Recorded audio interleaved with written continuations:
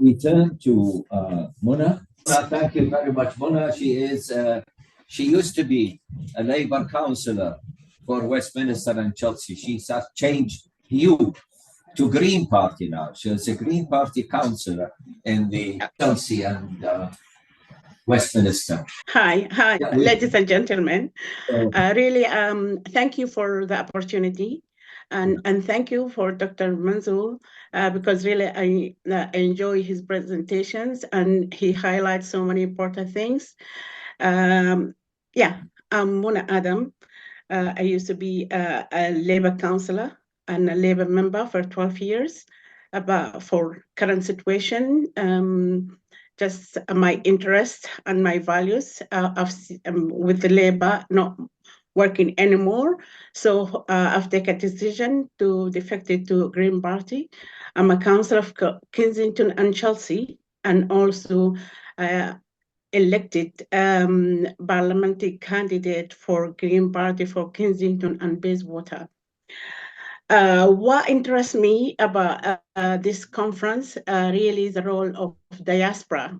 When I decided to take this topic, I thought about, first of all, I arrived to UK 2006 from Saudi Arabia. So my parents immigrated to Saudi Arabia. And after that, I came to UK.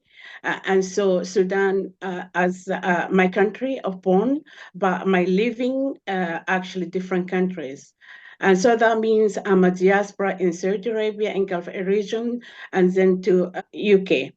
And when I thought about the diaspora, okay, I went back and looked into the phrase itself. What does it mean? What's the difference between diaspora and immigrant? And I've read about it a lot. And so for me, the word like this map is so colored and colorful. I haven't thought about war, and even I haven't thought to come today and my country back home black out, no internet, and we hear a lot about no medication, no hospitals, no services at all. I'm a bit worried about my relative who is still in Sudan, and some of them really old age and just the lack of everything. And now we lack of information about back home. So diaspora here in UK, when also I try to look into the statistic about how many Sudanese diaspora in UK, I failed to get a great number or a correct number or exact number. Why I look at that? Because I would like to see whether we are united despite of ununited in other issues back home, but even here as a diaspora person, I didn't know where can I collect the information about my own people. Okay, when I try to do Sudanese and Southern Sudanese also, I failed to get the correct information. So that means lack of everything the era that I'm in. But I try my best to be optimistic and think we can do more. Okay, and here I've seen it as this picture, I've seen it as Sudan now. And when I born in Sudan, I left Sudan, okay, in my teenager time, it was so green, it's so promising. But when now in the 21st century, for myself and what I picture my country is just like a dry, but still there is a water running between. So still there is a hope there. So I thought about challenges that we're facing as a diaspora. I got so important points, which are there is challenges, but opportunities. For me, opportunities more than challenges. But I'm going to through the challenges first. Okay, first of all, political instability. Since I was young, these issues about Sudan and politics, we do have many parties. They fight among each other, but not to that extent that we're facing war now. I haven't thought in my life Sudan gonna be or Sudanese people going to see refuge in such countries or some countries like Egypt, like African countries. And I haven't thought about just yesterday news carrying that 20 Sudanese asylum seekers, 13 of them died in the sea. And just that due the political instability, because since I was born, I haven't seen my country settle in a such way they can use their resources. And when I was young, why I'm talking about past? Because really for me, past was richer than now. When I was in the past, just I read and I studied that one day Sudan as a huge country, not thousands and north, they're gonna really feed the country, the world. And now we distributed in all the world as Sudanese asylums or as a Sudanese refugee. If you are lucky, you become a refugee. And if you are unlucky, you will die before you reach your destination, whether in Egypt, because many of Sudanese try to go to Egypt. Now, they bury it in the desert. And that why? Because really, we're not into that extent to leave our home or our country. Name it, Chad, and a lot of Sudanese there, but is struggling. And see Ethiopian and how they change the rules. One time in the past, also we accommodated some Eritrean, some Ethiopian back in Sudan. Where I say back in Sudan, because really I have no guarantee that we still belong to Sudan or have Sudan. Emotionally, we belong to Sudan, but reality, we are far away from Sudan. As I said, even we're desperate to get a piece of news about what's going on there.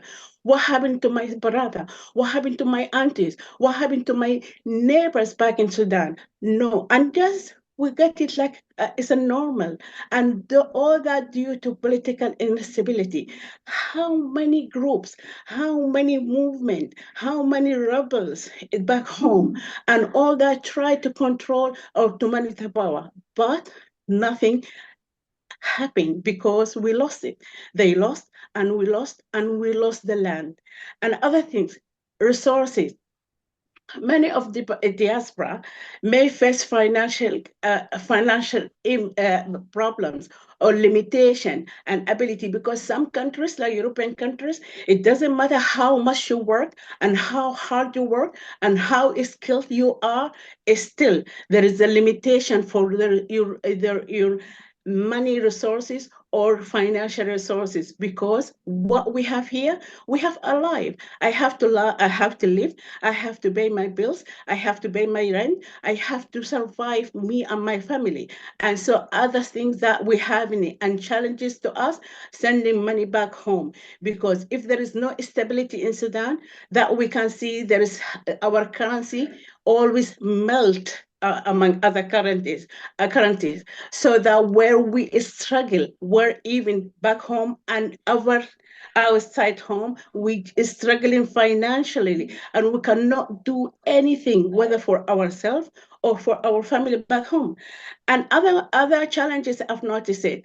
And when I read about Sudan, because as I said, I haven't lived that much in Sudan or longer, but all my resources from what I gather information about Sudan, and to be honest, is very limited. And what other things we have it? Legal and administrative stuff back home.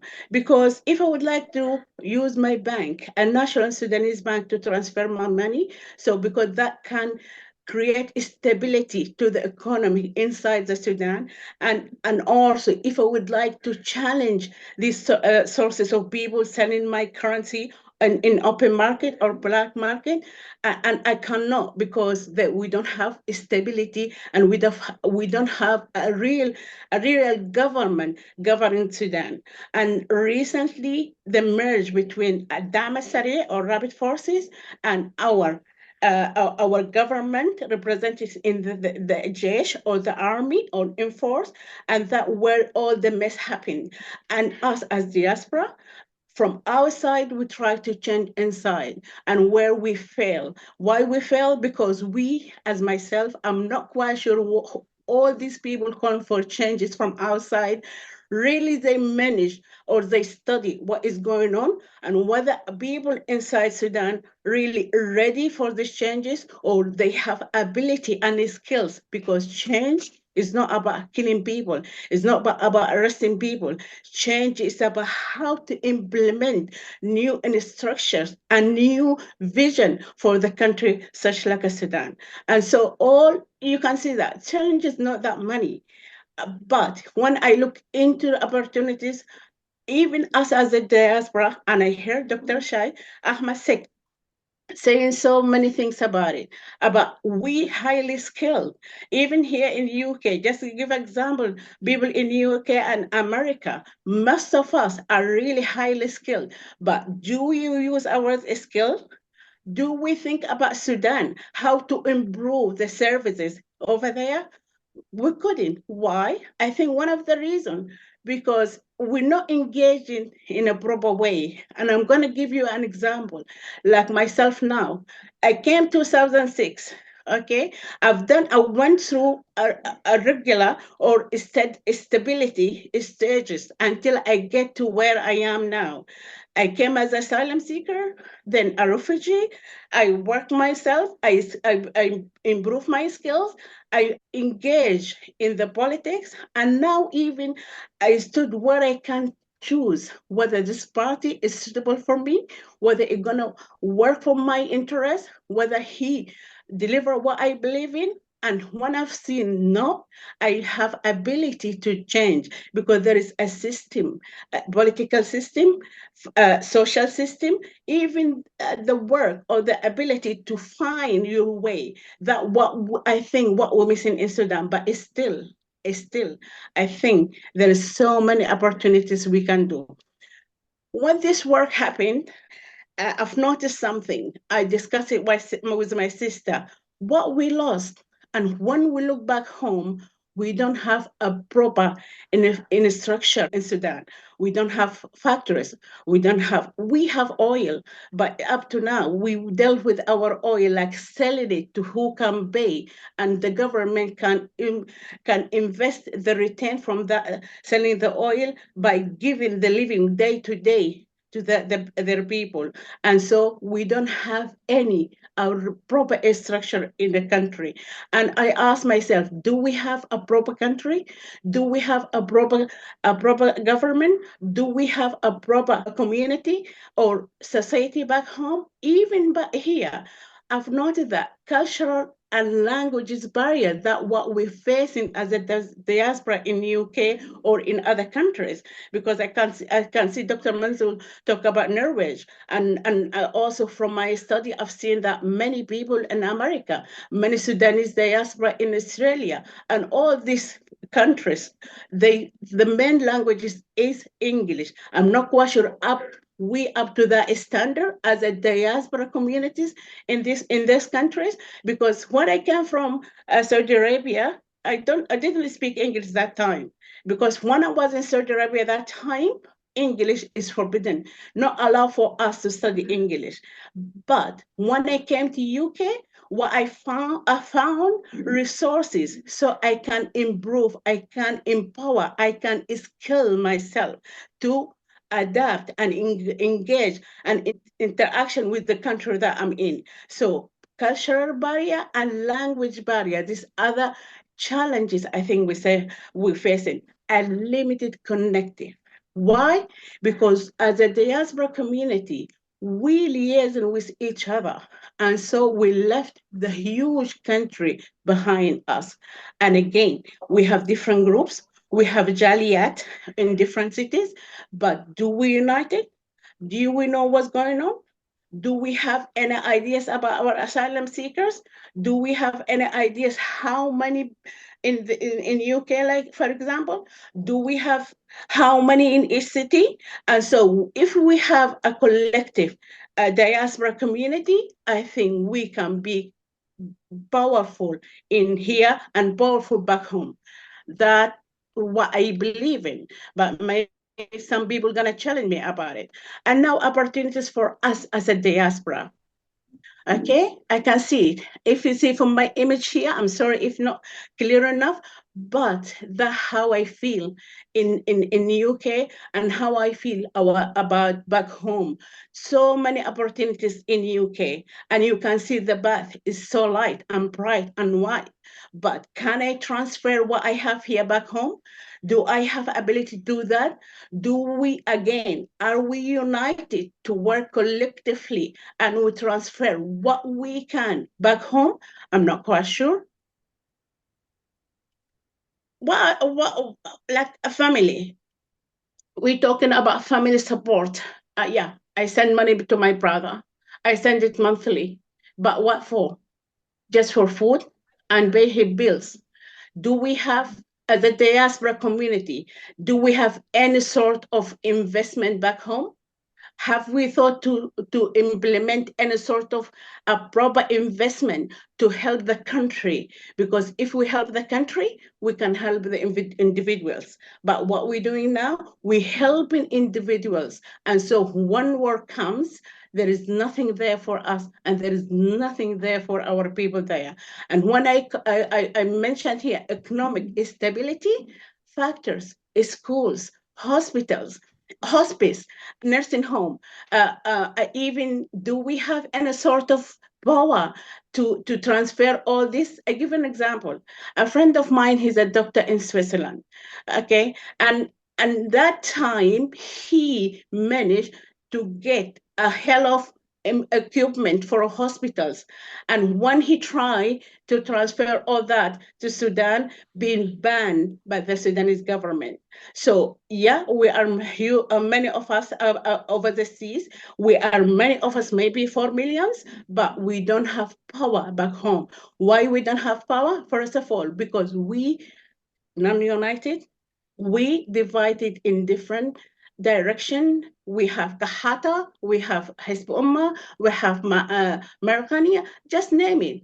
Recently, someone came by with a study. We have in Sudan more than 100 something different groups, each one working against each other, and that really will not benefit of that. But maybe because I brought up out of Sudan, I see it. Maybe because I brought in countries where stability there managed, like Saudi Arabia. When I went to Saudi Arabia that time, I heard about camels. But when we look at Saudi Arabia now, it's one of the countries, even just a huge power, whether in Western countries or back in my country. Why? Because the stability, because people there under whatever they call it, they know there is a system, a governance system. And believe me, when I'm talking about that, just I feel very sad, because really we have highly professional in our diaspora, but we're not working towards our country called Sudan. Okay, do we have any sort of initiative to help young generation? Do we look after our schools back home? If you look now for Jazeera, Wat Madani, Kasala, a friend of mine, she's a psychologist. She has to go miles and miles on foot, even to educate some young villages, because there is no services there. Yeah, we're so sorry about Sudan, but we neglect Sudan for a long time. And now the war come and finish it. But still, I think we can do more. I'm so optimistic about what we can do and how we can do it. As I said, educational and skill development.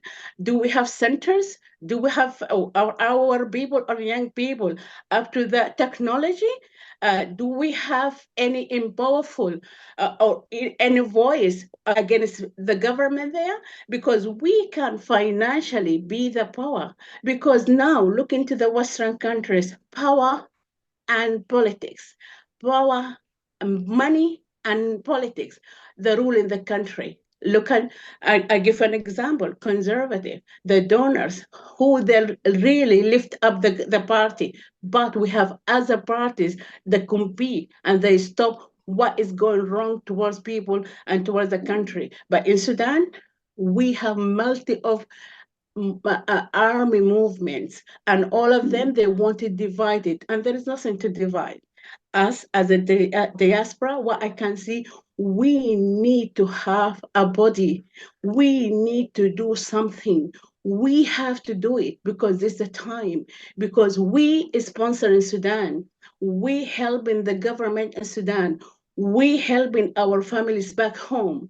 And the government empty-handed. There is nothing there. And so we need to have a proper system for us as a diaspora, whether in UK, whether in Australia, whether in America, whether in Arab countries. Why? Because we the power. We the power, they're gonna do things back home. Don't help individuals, help the community. Don't build individuals, build the community. Look into some important resources that we can have it. And up to now, even in the UK, we're not united in one voice, even to set up a group or to meet our politicians to ask them to help back home. Why? Because really, whether we are united or whether we don't know. Why we don't know? Because we in a diaspora community, we're not integrating, we're not engaging, we're not linking and building network where we are. Other things that what I can see, many opportunities, educational, government initiative, infrastructure development, global financial network. That what we need, networking. Why we'd like networking? Because through the networking, we can explore many ideas. What we need to do here as a diaspora, I think, engaging more, cultural exchange, networking, education and capacity building for our people wherever they are. And so we transfer this information back home when we can manage that. And again, community events that we can talk a lot about Sudan and what happened in Sudan, supporting local businesses by even ourselves having our small business here in UK, and through that we can explore and we can expand. We can talk a lot about Sudan and helping people there.